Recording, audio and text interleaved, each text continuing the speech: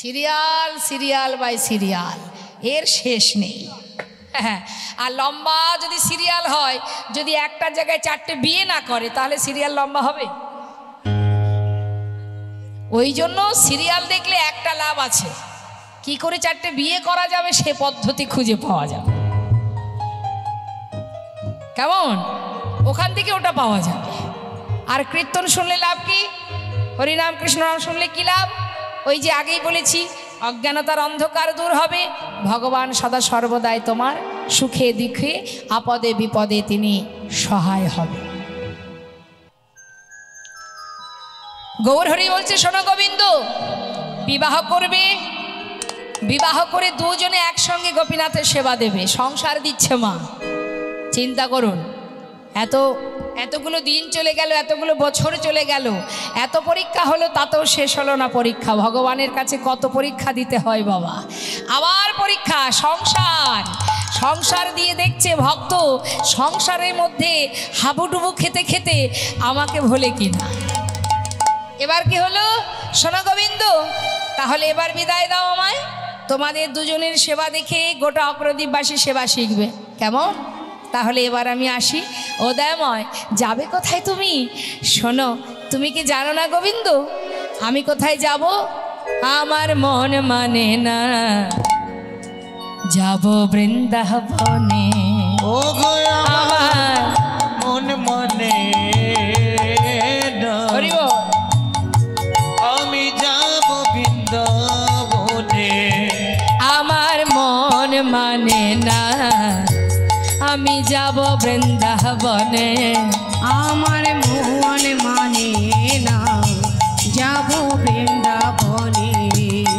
আহা নয়ন ভরে, দুটি নয়ন ভরে, নয়ন ভরে, ও দুটি নয়ন ভরে, আহা নয়ন ভরে হেরব সদা, নয়ন ভরে হেরব সদাই ওই মদন মোহনে।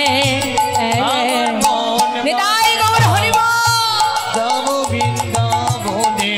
ও আমার মন মানে না, যাব বৃন্দাবনে। আমার মন মানে না, যাব বৃন্দাবনে। গৌর হরি যাচ্ছেন কোথায় মা? বৃন্দাবনে। তা প্রভু ভক্তদের নিয়ে বৃন্দাবনে যাওয়ার সময় গোবিন্দকে সব কিছু গুছিয়ে সব কিছু বলে প্রভু চলে গেলেন। আর গৌর হরির কথা মতো গোবিন্দ ঘোষ প্রতিদিন ভিক্ষা করে মা। প্রভু বলে গেছে, যা ভিক্ষায় পাবে পুরোটাই সেবায় দেবে, সঞ্চয় করে রাখবে না। কেমন? তা গোবিন্দ ঘোষ যা ভিক্ষা পায় দিনে 4 বার সেবা দেয়। 1 বছর যেতে না যেতেই ওই যে প্রভু বলে গেলেন বিবাহ করবে, সুকন্যার সন্ধান পেল, দেরি না করে শুভ দিন দেখে শুভ বিবাহ সম্পন্ন করলেন। উলুধ্বনি হরি বল।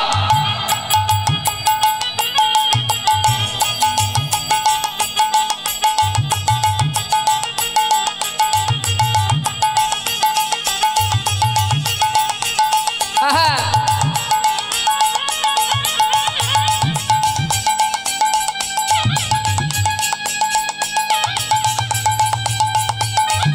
হরি বল।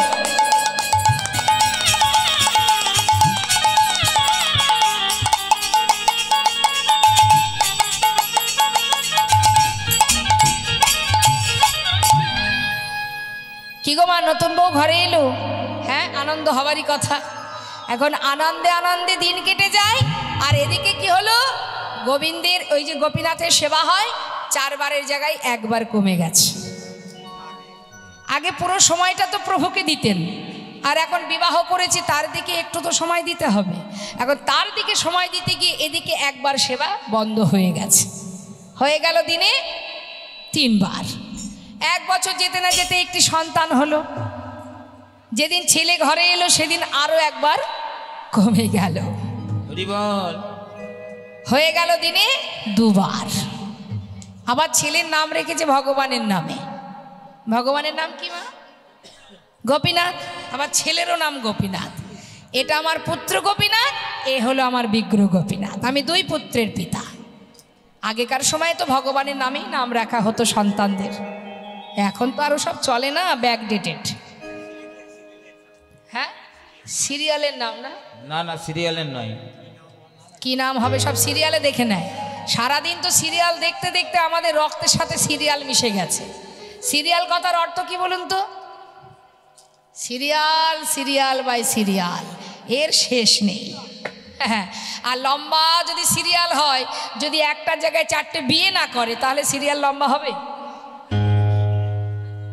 ওই জন্য সিরিয়াল দেখলে একটা লাভ আছে, কি করে 4টে বিয়ে করা যাবে সে পদ্ধতি খুঁজে পাওয়া যাবে। কেমন? ওখান থেকে ওটা পাওয়া যাবে। আর কীর্তন শুনলে লাভ কি? হরিনাম কৃষ্ণ নাম শুনলে কি লাভ? ওই যে আগেই বলেছি, অজ্ঞানতার অন্ধকার দূর হবে, ভগবান সদা সর্বদাই তোমার সুখে দুঃখে আপদে বিপদে তিনি সহায় হবে। আর কি হবে? পরে যাওয়ার রাস্তাটা পরিষ্কার হবে, যেতে তো হবেই, সেই জায়গাটা পরিষ্কার হবে, জানতে পারবো আমার ঠিকানাটা কোথায়। এখান থেকে এটা পাওয়া যাবে। ফিরতে তো সকলে হবে, আসার পালা শেষ হয়ে গেছে, এখন তো যাওয়ার পালা। লাইনে সবাই আছি, কখনকার ডাক পড়বে কেউ জানে না। হরি বল। তা মা, আজ প্রভু তো চলে গেলেন, আর গোবিন্দ ঘোষের কি দূর অবস্থা দেখুন, দিনে 4 বারের জায়গায় 2 বার হয়ে গেল। প্রভু চিন্তা করছে, তাই তো ভক্ত তো বেশ মায়ার বাঁধনে আবদ্ধ হয়ে যাচ্ছে দিনে দিনে। যেমন মায়া দিয়েছি তেমন মায়া কেড়েও নেব। জেনে রাখবেন, কেউ যদি মনে করেন যে আমার এটা আছে ওটা আছে সেটা আছে, আর ভগবানকে সেবা দেওয়ার সময়, এটা আমাদের ক্ষেত্রেও হয়, ভগবানের সেবা দেবার সময় নেই, সংসারের এত চিন্তা এত চাপ, শুধু দাও প্রভু দিয়ে যাও। ভগবান যখন একটু একটু করে সব দিয়ে যায়, তখন তার দিকে যাওয়ার সময় আমাদের হয় না। কি করে হবে? এত কাজ, এত টাকা পয়সা রাখবো কোথায়, এত বিষয় সম্পদ, ছেলে মেয়ে আত্মীয় পরিজন, সবার চিন্তা করতে গিয়ে তার চিন্তা আমাদের। তাই ভগবান যেমন দেন তেমন আবার কেড়েও নেন। তুমি মালিক নও, তোমার ক্ষমতা নেই ধরে রাখার। তিনি যদি কেড়ে নেয়, তোমার ক্ষমতা নেই ধরে রাখার। তাহলে কিসের এত অহংকার? কিসের এত অহংকার? কি ধরে রাখার ক্ষমতা তোমার আছে? নেই। তার প্রমাণ একটা দিই মা। অযোধ্যার রাজা হরিশ্চন্দ্র, সম্রাট হরিশ্চন্দ্র, যিনি ছিলেন রাজা, এই রাজা হরিশ্চন্দ্রের সর্বস্ব কেড়ে নিয়েছিলেন বিশ্বামিত্র মুনি। যখন তিনি সব কিছু কেড়ে নিয়েছিলেন, তার স্ত্রী আর তার পুত্রকে নিয়ে তাকে রাস্তায় এসে দাঁড়াতে হয়েছিল। তা যখন রাস্তায় এসে দাঁড়ালো, বিশ্বামিত্র মুনি বললেন, শোনো হরিশ্চন্দ্র, গোটা রাজ্য আমায় দান করেছ, কিন্তু দক্ষিণা এখনো দাওনি। বৈষ্ণবকে দক্ষিণা দিতে হয়, দক্ষিণা দাও। রাজা হরিশ্চন্দ্র ছিলেন ধার্মিক, তিনি বিলম্ব না করে তাকে দক্ষিণা দেবেন বলে নিজের স্ত্রীকে আর পুত্রকে নিয়ে এত বড় রাজা হয়ে দাঁড়ে দাঁড়ে সকলকে ডেকে ডেকে বললেন, দাসী আছে দাসী নেবে গো, দাসী আছে দাসী নেবে গো। চিৎকার করে করে নিজের স্ত্রী আর নিজের সন্তানকে এক বৈষ্ণবের কাছে বিক্রি করলেন। সেই বৈষ্ণব দ্বারে এসে দাঁড়িয়ে, পথের ধারে দাঁড়িয়ে বললেন, আমার চাই দাসী আমার ঘরে ভগবানের সেবার জন্য। তাই নিজের স্ত্রী শৈবা আর তার পুত্র রুইতাশ্বকে তার হাতে তুলে দিয়ে, তার বিনিময়ে যে দক্ষিণা পেয়েছিল, কড়ি পেয়েছিল, আর নিজেকে কাশীধামে কালু ডোমের কাছে নিজেকে বিক্রি করে দিয়ে যে কড়ি পেয়েছিল, সেই 2 কড়ি 1 করে বিশ্বামিত্রকে দিয়েছিলেন। এত বড় রাজা হয়ে তার সব কিছু কেড়ে নিল বাবা। হরি বল। ভগবান কখনো কাকে কিভাবে পরীক্ষা করবে, কিভাবে সব কেড়ে নেবে কেউ জানে না। ভাগ্যে কতটুকু আছে আমরা জানি না, কিন্তু কর্মটা সঠিক করতে হবে।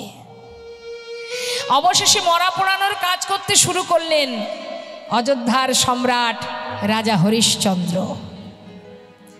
কাশীধামে তিনি যখন মরা পোড়ানোর কাজ করছে, তার পুত্র রুইতাস্য বনে ফুল তুলতে গিয়ে সর্পদংশনে মারা যায়।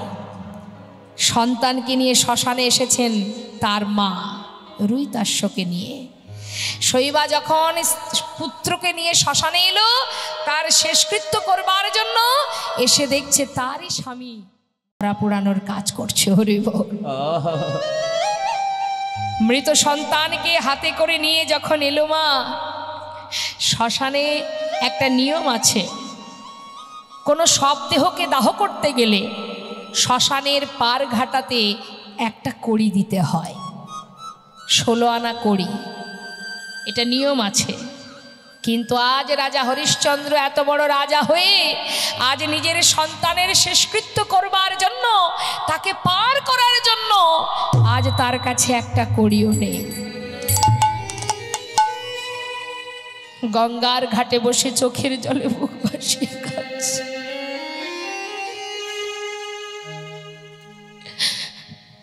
দয়াময়,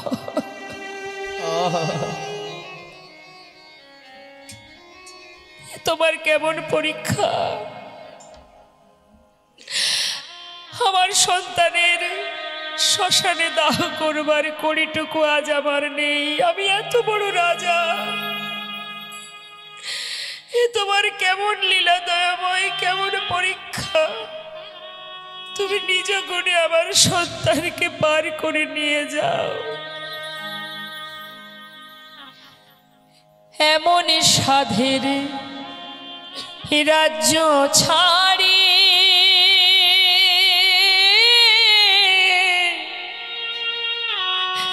মাধব হলাম আমি দিন ভিখারি রে। ও কি মাধব রে,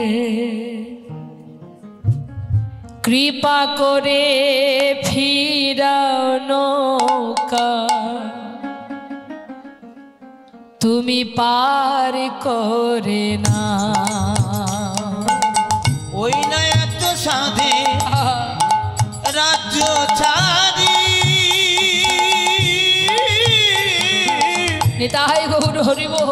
মাধব হলাম আমি দিন ভিখারি গো।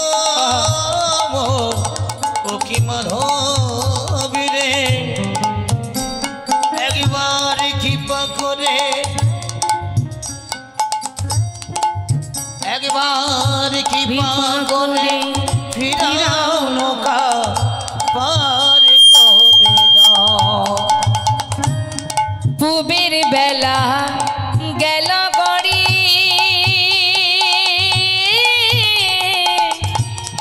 অবাধ নাই গয় আমার পারের কড়ি রে। মাধব রে, কৃপা করি ফিরাও নৌকা পার করে নাও। মাধব রে, কৃপা করি ফিরাও নৌকা পার করে নাও। তাই তো শাস্ত্রে বৈষ্ণব মহাজনরা বললেন, অবতার শ্রীরামচন্দ্র মা জানকীর পতি, তার হইল বনবাস, রাবণে করে দুর্গতি, আগুনেও পুড়িল না, আগুনেও পুড়িল না, আগুনেও পুড়িল না, আগুনেও পুড়িল না। কপালের কি লেখা কাহার সমান নাহি যায় ও গো চিরদিন, কাহারো সমান নাহি যায়। আজ যে রাজা ধীরাজ, আজকে যে রাজা ধীরাজ, কাল সে ভিক্ষা চায়, কাহারো সমান নাহি যায় ও গো চিরদিন, কাহারো সমান নাহি যায়। আমাদেরও ঠিক তদ্রূপ মা। আমরা এমনভাবে আত্মঅহংকারে বশীভূত হয়ে যাই, ভগবান কখন যে আমাদের জীবনে আবার দুঃখ ঘনিয়ে দেয় আমরা বুঝতে পারি না। আজ গোবিন্দ ঘোষেরও সেই একই অবস্থা। প্রভু দেখলেন মায়ার বাঁধনে আবদ্ধ হচ্ছে, মায়া আমি আবার কাটিয়ে নেব। সবার আগে কাটালেন তার স্ত্রীকে। কেমনভাবে? ভিক্ষা করে এসে ডাকছে, মাধবী যা কিছু ভিক্ষা করেছি 2 ভাগ করো, 1 ভাগ রন্ধন করো। আমি গঙ্গায় স্নান করতে চললাম, ফিরে এসে গোপীনাথের সেবা দেব। স্নান করে এসে দেখছে কি ঝোলাটা যেখানে রেখেছিল সেখানেই আছে, রান্না হয়নি। গেল কোথায় মাধবী? এখনো রন্ধন করলো না। মাধবী মাধবী ডাকতে ডাকতে ঘরের ভিতরে প্রবেশ করে দেখছে বিগ্রহ গোপীনাথের চরণে তার স্ত্রী মাধবীর অসার দেহ। কোলের মধ্যে চেপে ধরে চিৎকার করে বললেন, গোপীনাথ, গোপীনাথ, তুমি কি করলে গোপীনাথ? তুমি কি করলে? তুমি আমার স্ত্রীকে কেন কেড়ে নিলে গোপীনাথ? ও ছাড়া যে আমার আর কেউ নেই। ও কি অপরাধ করেছিল তোমার চরণে? কেন তুমি কেড়ে নিলে আমার স্ত্রীকে? বলো বলো গোপীনাথ, কি অপরাধ করেছে মাধবী? কেন কেড়ে নিলে তুমি? চিৎকার করে কাঁদছে। পাড়ার লোক দেখছে যে গোবিন্দ ঘোষের ঘরে চিৎকার হচ্ছে। সবাই ছুটে এসে মাধবীর অসার দেহটা দর্শন করে তাড়াতাড়ি করে গোবিন্দ ঘোষের কাছে গিয়ে তার মাথায় হাত দিয়ে সান্ত্বনা দিচ্ছে, শান্ত হও। যেটা গ্রামবাসীর ধর্ম মা, সান্ত্বনা দেওয়া। সান্ত্বনা দিয়ে বলছে, দেখো গোবিন্দ, তোমার স্ত্রী হলে সে তোমায় ছেড়ে যেত না, সে তো তোমার নয়। যার দেওয়া দেহ সেই তো নিয়েছে, তুমি কেঁদো না। তোমার সন্তান আছে, তুমি তাকে নিয়ে এই সংসারে ভালো থেকো, শান্ত হও। তাকে সান্ত্বনা দেবার পর স্ত্রীকে নিয়ে তার শেষকৃত্য করলেন গোবিন্দ ঘোষ। রইল বাকি সন্তান। প্রতিদিন ভিক্ষা করে মা, ভিক্ষা করে ওই সন্তানের সেবা দেয় আর ভগবানের সেবা দেয়। কিন্তু বাবা সেবা অপরাধী হয়ে যাচ্ছে। কেমন করে জানেন? সন্তানের জন্য যেটা রাখছে ভুল করে প্রভুকে দিয়ে দিচ্ছে, আর প্রভুর জন্য যেটা রাখছে ভুল করে সন্তানকে দিচ্ছে। এই যে সেবা অপরাধী, প্রভু দেখলেন না, এই বাঁধনটাও কাটিয়ে নিতে হবে। ছোট্ট ছেলের বয়স দেখতে দেখতে 5 বছর। বাবার কাছে এসে বলছে, বাবা জানো, প্রতিদিন মাঠে খেলা করি যখন, সন্ধ্যা হবার সাথে সাথে আমার বন্ধুদের মায়েরা তাদেরকে কোলে করে ঘরে নিয়ে যায়, কিন্তু বাবা আমার মা কোথায়? 5 বছরের শিশু কিন্তু মাতা পিতাকে চিনতে শেখে। সবার তো মা আছে, আমার মা কোথায়? বাবার কি উত্তর দেবে? ছেলেকে কোলের মধ্যে চেপে ধরে বলে, বাবা আমি তো আছি, আমি তোর কোনো কষ্ট রাখবো না, আমি কোনো দুঃখ রাখবো না। ওরে কাঁদিস না, দুঃখ করিস না বাবা, তুই আমাকে মা বলে ডাকবি, আমাকে বাবা বলে ডাকবি। কিন্তু এটা তো সন্তানের প্রশ্নের উত্তর নয়। বারবার একই প্রশ্ন, বাবা সকলের মা আছে, আমার মা কোথায়? একদিন তিনি আর সহ্য করতে পারছে না, তিনি অসহ্য হয়ে বলে ফেললেন, মায়ের কথা জানতে চাস? তবে যা, ওই যে মন্দিরে দাঁড়িয়ে আছে ওর কাছে গিয়ে জিজ্ঞাসা কর তোর মা কোথায়। ছোট্ট ছেলে বাবার কথা শোনা মাত্রই বিশ্বাস করেছে। যেই না বাবা চলে গেছে ঘর থেকে গঙ্গা স্নান করতে, সেই সময় এক পা দুপা করে মন্দিরে ঢুকে বিগ্রহ গোপীনাথের সামনে দাঁড়িয়ে করজোড়ে বলছে, গোপীনাথ জানো, আমার বাবা বলল তুমি নাকি জানো আমার মা কোথায়। গোপীনাথ একটিবার বলো না আমার মা কোথায়? ও গোপীনাথ একটিবার বলো, বলে দা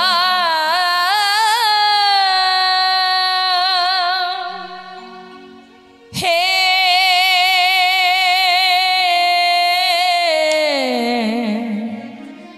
গোপীনাথ,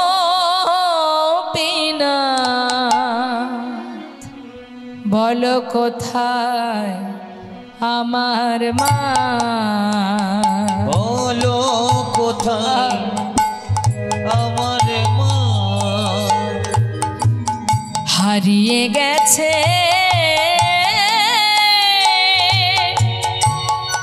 মা যে আমার, আমি খুঁজে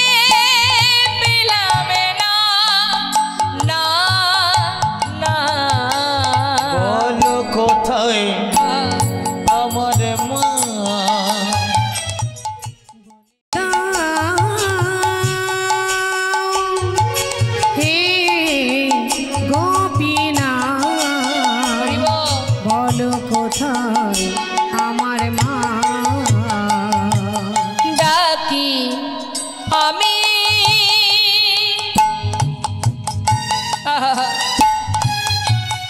মা মা বলে মা যে আমায় নেই না কোলে গোপীনা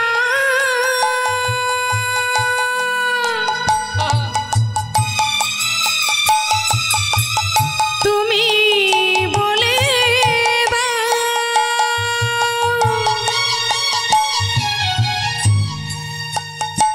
বলো কোথায় আমার মা আছে হরি বল হরি বল গোপীনা বলে দাও ডাকি আমি মামা বলে মা যে আমায় নেই না কোলে হারিয়ে গেছে মা যে আমায় হারিয়ে গেছে মাঝে আমার। আমি খুঁজে পেলাম না বলো বলো কোথায় আমার মা বলে দাও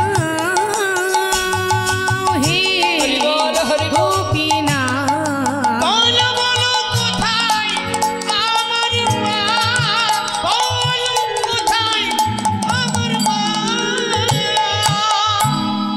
ছেলে আমার মন্দিরে বসে বসে মামা বলে কাঁদছে আর গোবিন্দ ঘোষ স্নান করে ঘরে এসে নিজের পুত্রকে ডাকছে ও গোপীনাথ গোপীনাথ কই রে তুই আয় আমার কোলে আয় বাবা কত সময় তোকে দেখিনি কোথায় রে তুই আমার কোলে আয় বাবা আমার কোলে আয় ওমা হঠাৎ ছেলের কান্নার শব্দ শুনে ছুটতে ছুটতে ঘরের ভেতরে প্রবেশ করে দেখছে বিগ্রহ গোপীনাথের সামনে দাঁড়িয়ে মা মা বলে কাঁদছে ছুটে গিয়ে পুত্রকে কোলের মধ্যে চেপে ধরেছে চেপে ধরে বলছে কাঁদিস না বাবা কাঁদিস না আমি তো আছি ওরে ও কোনোদিন বলবে না তোর মা কোথায় কোনোদিন বলবে না কখনো বলবে না আমি আছি তো আমি তোর মা তুই কাঁদিস না আমি তোর মা তুই আমাকে মা বলে ডাক আমাকে বাবা বলে ডাক বলতে বলতে দেখছি সন্তানের বদন থেকে ঝলকে ঝলকে রুধির ঝরছে চিৎকার করুন যে গোপীনাথ গোপীনাথ আমার একমাত্র সন্তানকে তুমি কেড়ে নিও না ও ছাড়া যে আমার আর কেউ নেই গোপীনাথ কেড়ে নিও না প্রভু গো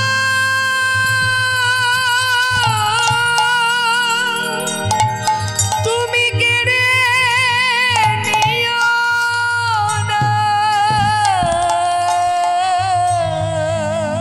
তুমি যে ব্যথারি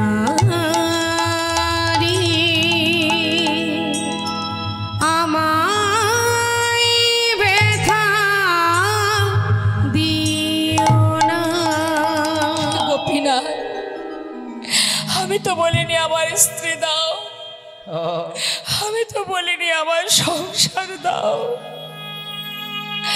আমি তো তোমার কাছে কিচ্ছু চাইনি তুমি তো দিয়েছিলে তবে বলো দিলে যদি পুত্র মরে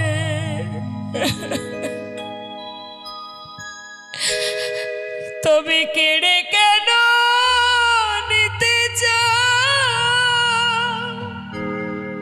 পারি না সহিতে প্রভু কেন এত দুঃখ দাও? দিলে যদি পুত্র মোরে তুমি কেড়ে কেন নিতে চাও? পারি না সহিতে প্রভু গো কেন এত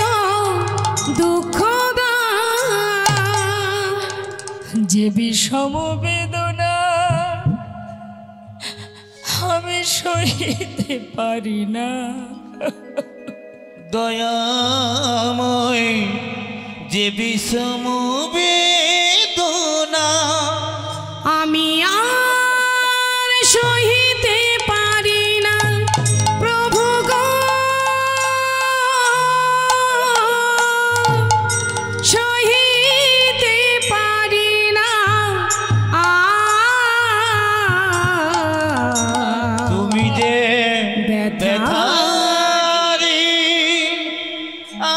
আমায় ব্যথা দিও না। চলে গেল,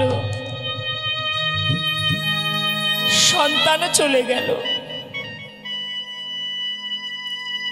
একাকী তার দিন কাটে। নিজে হাতে সন্তানের শেষকৃত্য করল। সংসারের সব কিছু হারিয়ে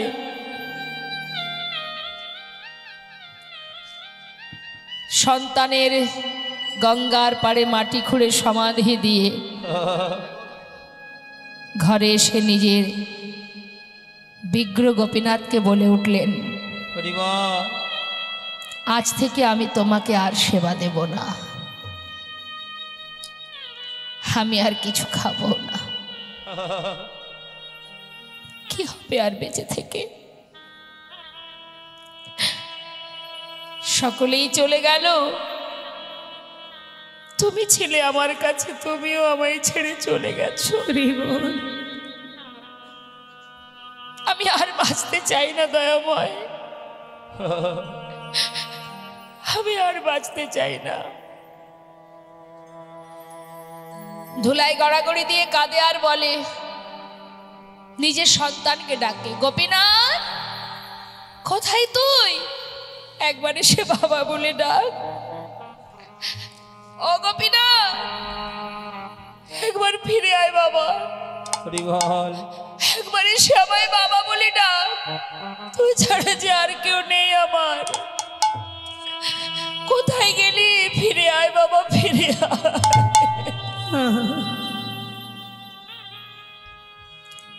এইভাবে দেখতে দেখতে 4 দিন চলে গেল। ভগবান আর থাকতে পারছেন না। ভক্তের কান্না দেখে নিজে স্বয়ং নিজ মূর্তি ধারণ করে পুত্র সেজে ধীরে ধীরে ঘরে এসে ডাকছে, বাবা বাবা। কে?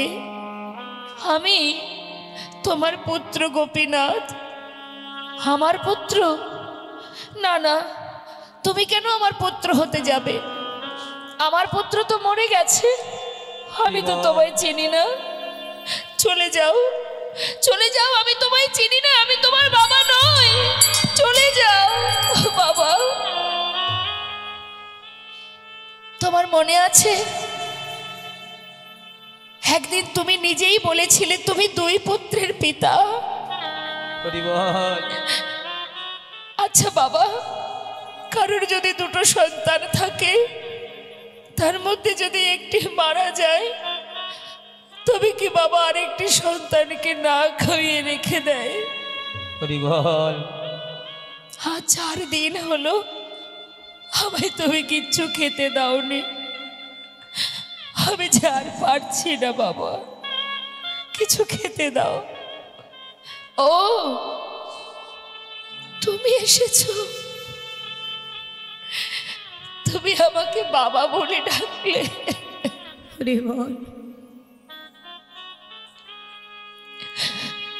তুমি জানো এই জগতে সবাই কেন একটা পুত্র সন্তান চায়? শেষের দিনে বাবা মার শেষকৃত্য করার জন্য। সব তো কেড়ে নিয়েছো।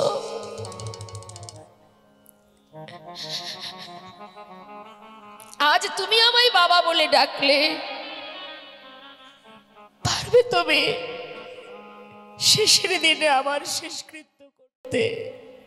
বাবা পারবো, পারবে আমার জন্য পিণ্ড দিতে? পারবো বাবা, পারবো।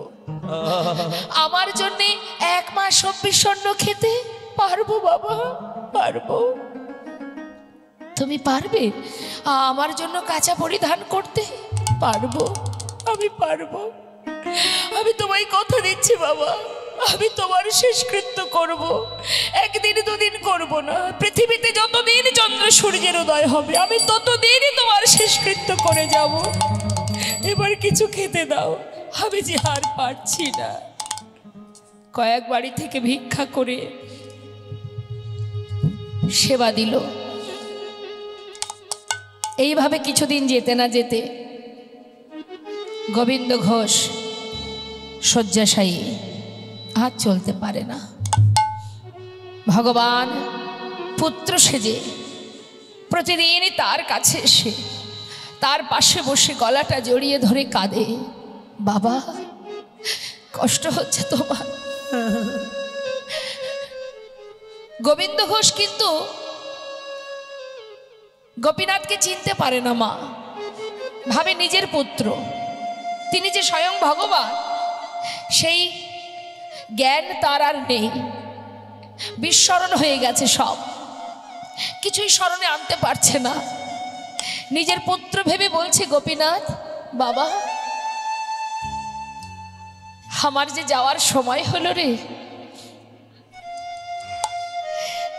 কাঁদছিস কেন? কাঁদিস না, ওরে সবাইকে তো একদিন যেতে হবে, কেউ আগে যাবে আর কেউ পরে, যেতে তো সকলকেই হবে। আর অন্তিম সময় সবার জীবনে আসবে।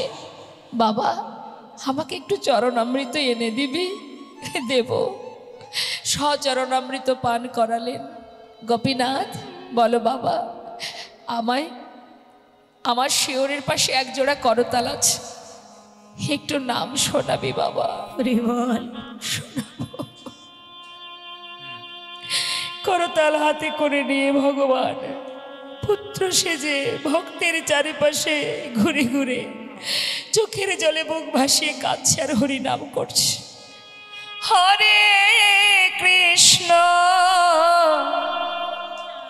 হরে কৃষ্ণ কৃষ্ণ কৃষ্ণ হরে হরে হরে রাম হরে রাম রাম রাম হরে হরে হরে কৃষ্ণ হরে কৃষ্ণ কৃষ্ণ কৃষ্ণ হরে হরে হরে রাম হরে রাম রাম রাম হরে হরে হরে কৃষ্ণ কৃষ্ণ কৃষ্ণ হরে হরে হরে রাম রাম রাম হরে হরে হরে কৃষ্ণ হরে কৃষ্ণ কৃষ্ণ কৃষ্ণ হরে হরে জয় গৌর হরি বল হরি বল। হরে রাম রাম রাম হরে হরে। চলে গেল মা, প্রাণ পাখি উড়ে চলে গেল। গোটা গ্রামবাসীকে প্রভু আমার পুত্র সেজে ডেকে ডেকে তার ঘরে তার সমাধি দিল। মন্দিরের 2য় পূজারীকে স্বপ্ন দেখালেন প্রভু, পূজারী মন্দিরের ভিতরে প্রবেশ করে রাজবেশ খুলে দিয়ে আমাকে কাছা পরিয়ে দাও। 1 মাস পর চৈত্র মাসে মধুকৃষ্ণ একাদশী তিথিতে আমাকে স্নান করিয়ে শুদ্ধ বসন পরাবে। আমি আমার পিতার জন্য গঙ্গার পাড়ে পিণ্ডদান করব। সকল অগ্রদ্বীপবাসীকে নিমন্ত্রণ করবে, সবাই যেন আসে, আমি তাদেরকে নিজে হাতে সেবা দেব। সন্তান যদি তার ক্রিয়াকর্ম করতো মা, তাহলে 1 মাস পর 1 দিন, তারপরে তো আর করতো না। কিন্তু স্বয়ং ভগবান যেটা আজও বর্তমান বাবা, আপনারা যারা অগ্রদ্বীপে যাননি দর্শন করে আসবেন। আজও মকর সংক্রান্তি তিথিতে সেখানে প্রভুকে শুদ্ধ বসন পরিয়ে তাকে গঙ্গার ঘাটে নিয়ে যাওয়া হয় এবং সেখানে প্রভু আজও পিণ্ড দান করে চলেছেন। বৈষ্ণব মহাজন বললেন, ভগবান যুগে যুগে আসেন ভক্তকে রক্ষা করার জন্য। আমাদের লীলাকে এবার আমরা আস্তে আস্তে বিশ্রামে রাখছি। সবাই আমরা দর্শন করব। যুগে যুগে তুমি এসেছ ধরাতে, রাখিতে তোমারি ভক্তির মা। যুগে যুগে তুমি এসেছে ধারাতে, রাখিতে তোমারি ভক্তে রমা। হরে কৃষ্ণ কৃষ্ণ কৃষ্ণ হরে হরে, হরে রাম রাম রাম হরে হরে। হরে কৃষ্ণ